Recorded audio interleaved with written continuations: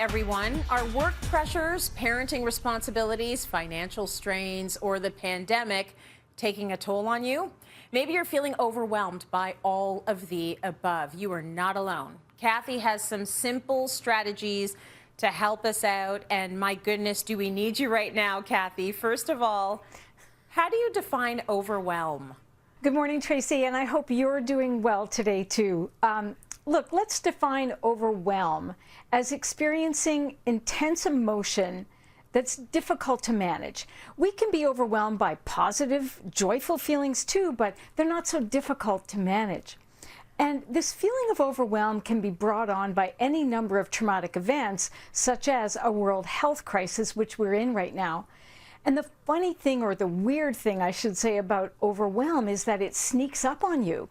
And I know that you, like me, like everybody watching today, has experienced that roller coaster ride where you're going along and you think you've got it and you're managing just fine, and then one day you have nothing to give. And that's when we get into that feeling of overwhelm, and eventually we do get out of it, hopefully back into our routine.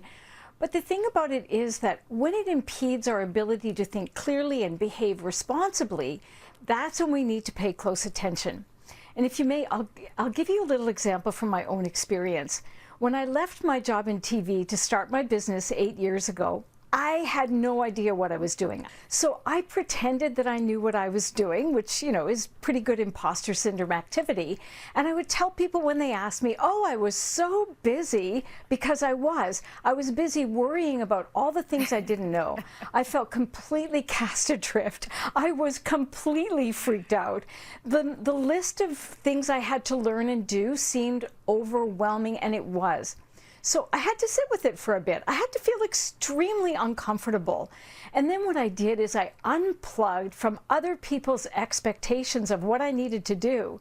And I started to take just a little bit of my own power and began to build the pieces that are now the business I have 8 years later. And, you know, I turned it into something successful, but I started out in really complete overwhelm. So anybody who feels that is not alone, and I'm grateful for these lessons because now I can help other people with what I've learned.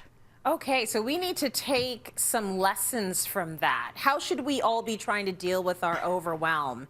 Well, I think the first thing we have to recognize is that overwhelm lives up here between these beautiful ears in our mind.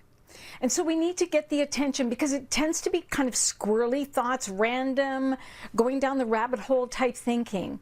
So we need to get the attention off of what's going on in our mind and into our body. And we can do it in many ways. This is one of them. Just simply rubbing your hands together brings the focus off of what's going on in your head and brings it into your body. How about smelling some beautiful essential oil? This is called white fir, and I feel like I'm in an evergreen forest when I smell it. So it brings my attention into my body. Even watching your breath, because when we're overwhelmed, our breath becomes shallow. So slow it down. Take nice slow inhales and exhales, and that'll help you ground yourself in the present moment instead of living in this completely kooky, squirrely brain. Clinical term, squirrely brain.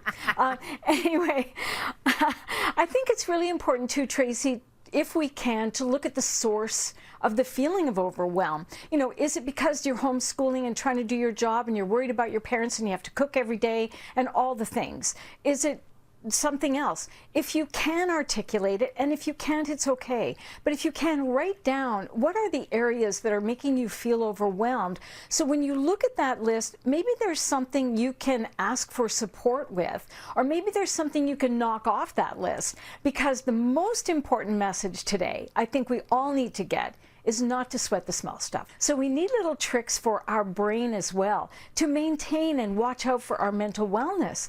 And it could be something as simple as, you know, focusing on meditation, or it could be prayer if that resonates with you. Soaking in a salt bath might be helpful for you. It could be something like watching a lighthearted movie, watching comedy on television, on YouTube, I mean. That's going to really help with overwhelm.